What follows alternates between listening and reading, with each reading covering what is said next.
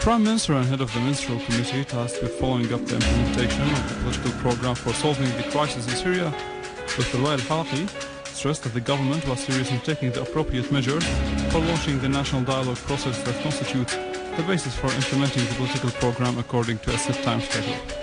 Premier Al-Halaqi remarks came at the meeting of the Ministerial Committee with head of the political bureau of the third current for Syrian party, Mr. Muhammad Mazin al-Rabi, and members of the political bureau of the party.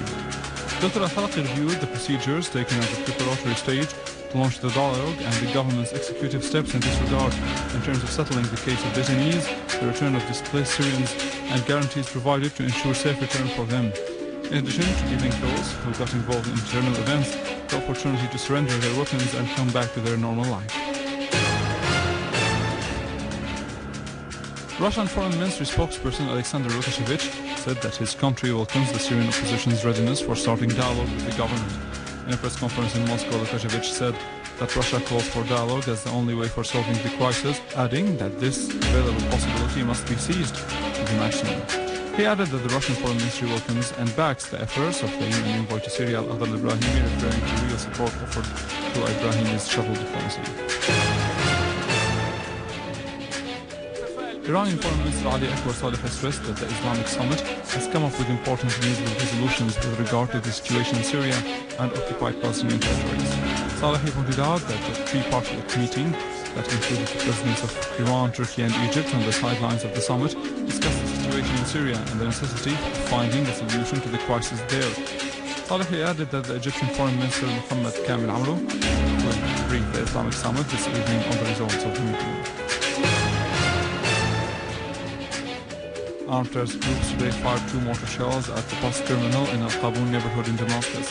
A source of the Ministry of Interior said the terrorist attack resulted in killing 6 citizens, including 3 children and a woman, and injuring others, some of them seriously. The wounded were moved to hospitals to receive the necessary treatment. The Syrian army unit carried out a series of operations while they were chasing terrorist groups in Arbin, Zamalka, Adra, Kurdi, Douma farms and Palestine, inflicting huge losses among their ranks. Several terrorist hideouts were destroyed and a number of armed men were killed. The official source who reported this added that an army unit also destroyed an anti-aircraft machine gun and a vehicle, killing all the terrorists inside it on the road leading to Adra. Syrian army units continued to pursue terrorist groups in Homs suburbs, inflicting on them huge losses.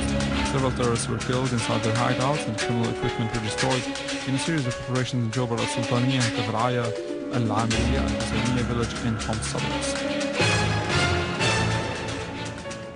Syrian army units in Hama eliminated gatherings of armed terrorist groups affiliated to Jabhat al-Nusra and Akhtar al-Sham in Kirnas town in the northern countryside of the city.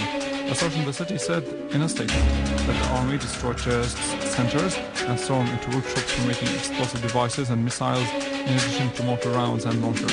The source added that the engineering units dismantled tens of explosive devices weighing between 30 to 70 kilograms, which were planted by terrorists on the roads to the town. In Latakia, security forces seized a hideout for terrorists in Kersana, in the city's countryside. The hideout included a factory for manufacturing explosive devices. Security forces also found stolen medicines, medical equipment, military uniforms, stolen identity cards, and communication devices in the hideout.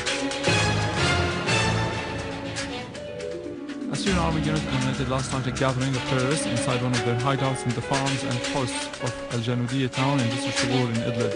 Sana correspondent quoted a source in the government rate as saying that the operation resulted in the killing of all terrorists inside the hideout and the destruction of their weapons.